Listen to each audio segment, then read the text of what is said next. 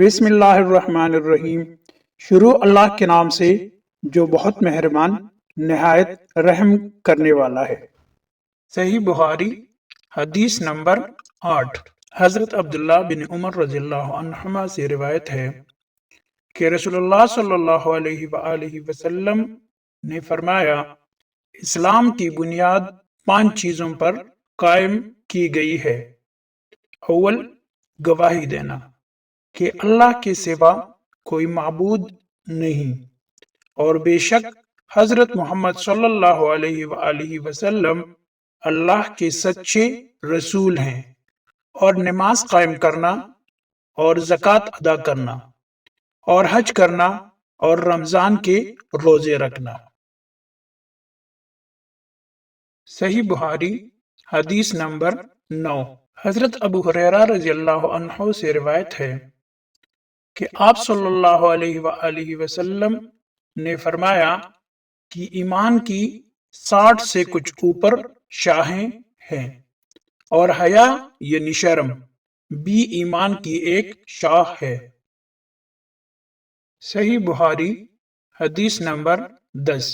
حضرت عبداللہ بن عمر بن عاص رضی اللہ عنہما سے روایت ہے کہ آپ صلی اللہ علیہ وآلہ وسلم نے فرمایا، مسلمان وہ ہے جس کی زبان اور ہاتھ سے مسلمان بچے رہیں، اور مہاجر وہ ہے جو ان کاموں کو چھوڑ دے جن سے اللہ نے منع فرمایا۔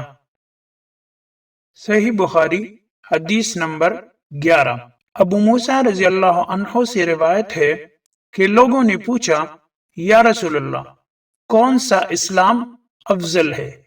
تو نبی صلی اللہ علیہ وآلہ وسلم نے فرمایا، وہ جس کے ماننے والے مسلمانوں کی زبان اور ہاتھ سے سارے مسلمان سلامتی میں رہیں۔ صحیح بخاری حدیث نمبر 12۔ حضرت عبداللہ بن عمر بن عاص رضی اللہ عنہما سے روایت ہے کہ ایک دن ایک آدمی نے ان حضرت صلی اللہ علیہ وآلہ وسلم سے پوچھا کہ کون سا اسلام بہتر ہے؟ فرمایا، یہ کہ تم کھانا کھلاؤ، اور جس کو پہچانو اس کو بھی، اور جس کو نہ پہچانو اس کو بھی، الغرض سب کو سلام کرو۔ صحیح بخاری حدیث نمبر 13۔ حضرت انس رضی اللہ عنہ سے روایت ہے کہ ان حضرت صلی اللہ علیہ وآلہ وسلم نے فرمایا، تم میں سے کوئی شخص ایماندار نہ ہوگا جب تک اپنے بھائی کے لیے وہ نہ چاہے جو اپنے نفس کے لیے چاہتا ہے۔ صحیح بخاری حدیث نمبر 14۔ حضرت ابو ہریرہ رضی اللہ عنہ سے روایت ہے کہ بے شک رسول کریم صلی اللہ علیہ وآلہ وسلم نے فرمایا، قسم ہے اس ذات کی جس کے ہاتھ میں اور میری جان ہے، تم میں سے کوئی بھی ایماندار نہ ہوگا جب تک میں اس کے والد اور اولاد سے بھی زیادہ اس کا محبوب نہ بن جاؤں۔ صحیح بخاری حدیث نمبر 15۔ حضرت انس رضی اللہ عنہ سے روایت ہے کہ ان حضرت صلی اللہ علیہ وآلہ وسلم نے فرمایا، تم میں سے کوئی شخص ایماندار نہ ہوگا جب تک اس کے والد اور اس کی اولاد اور تمام لوگوں سے زیادہ اس کے دل میں میری محبت نہ ہو جائے۔ صحیح بخاری حدیث نمبر 16۔ حضرت انس رضی اللہ عنہ سے روایت ہے، نبی کریم صلی اللہ علیہ وآلہ وسلم نے فرمایا، 3 خصلتیں ایسی ہیں کہ جس میں یہ پیدا ہو جائے اس نے ایمان کی مٹاس کو پا لیا۔ اول یہ کہ اللہ اور اس کا رسول اس کے نزدیک سب سے زیادہ محبوب بن جائیں۔ دوسری یہ کہ وہ کسی انسان سے محض اللہ کی رضا کے لیے محبت رکھے۔ تیسری یہ کہ وہ کفر میں واپس لوٹنے کو ایسا برا جانے جیسا کہ آگ میں ڈالے جانے کو برا جانتا ہے۔ صحیح بخاری حدیث نمبر 17۔ حضرت انس بن مالک رضی اللہ عنہ سے روایت ہے، آپ نے فرمایا، انصار سے محبت رکھنا ایمان کی نشانی ہے اور انصار سے کینہ رکھنا نفاق کی نشانی ہے۔ صحیح بخاری حدیث نمبر 18۔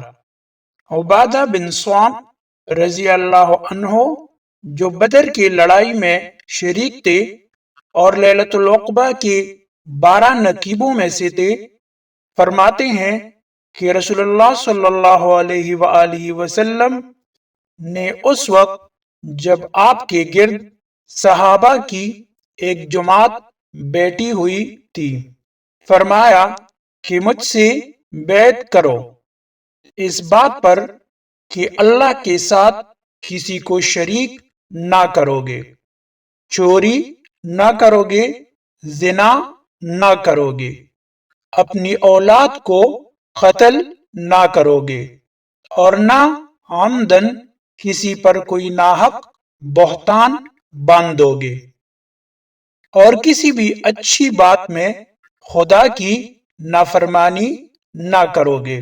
جو کوئی تم میں اس عہد کو پورا کرے گا تو اس کا ثواب اللہ کے ذمے ہے، اور جو کوئی ان بری باتوں میں سے کسی کا ارتکاب کرے اور اسے دنیا میں اسلامی قانون کے تحت سزا دے دی گئی تو یہ سزا اس کے گناہوں کے لیے بدلہ ہو جائے گی، اور جو کوئی ان میں سے کسی بات میں مبتلا ہو گیا اور اللہ نے اس کے گناہ کو چھپا لیا تو پھر اس کا معاملہ اللہ کے حوالے ہے، اگر چاہے معاف کرے اور اگر چاہے سزا دے دے۔ عبادہ کہتے ہیں کہ پھر ہم سب نے ان سب باتوں پر آپ صلی اللہ علیہ وآلہ وسلم سے بیعت کر لی۔ حدیث نمبر 19۔ ابو سعید خدری سے روایت ہے کہ رسول اللہ صلی اللہ علیہ وآلہ وسلم نے فرمایا، وہ وقت قریب ہے جب مسلمان کا سب سے عمدہ مال اس کی بکریاں ہوں گی، جن کے پیچھے وہ پہاڑوں کی چوٹیوں اور برساتی وادیوں میں اپنی دین کو بچانے کے لیے بھاگ جائے گا۔ صحیح بخاری حدیث نمبر 20۔ حضرت عائشہ رضی اللہ عنہا فرماتی ہیں کہ رسول اللہ صلی اللہ علیہ وآلہ وسلم لوگوں کو کسی کام کا حکم دیتے تو وہ ایسا ہی کام ہوتا جس کے کرنے کی لوگوں میں طاقت ہوتی۔ اس پر صحابہ رضی اللہ عنہم نے عرض کیا کہ یا رسول اللہ، ہم لوگ تو آپ جیسے نہیں ہیں، آپ تو معصوم ہیں اور آپ کی اللہ پاک نے اگلی پچھلی سب لغزشیں معاف فرما دی ہیں، اس لیے ہمیں اپنے سے کچھ زیادہ عبادت کرنے کا حکم فرمائیے۔ یہ سن کر آپ ناراض ہوئے، حتیٰ کہ خفگی آپ کے چہرے مبارک سے ظاہر ہونے لگی۔ پھر فرمایا کہ بے شک میں تم سب سے زیادہ اللہ سے ڈرتا ہوں اور تم سب سے زیادہ اسے جانتا ہوں، پس تم مجھ سے بڑھ کر عبادت نہیں کر سکتے۔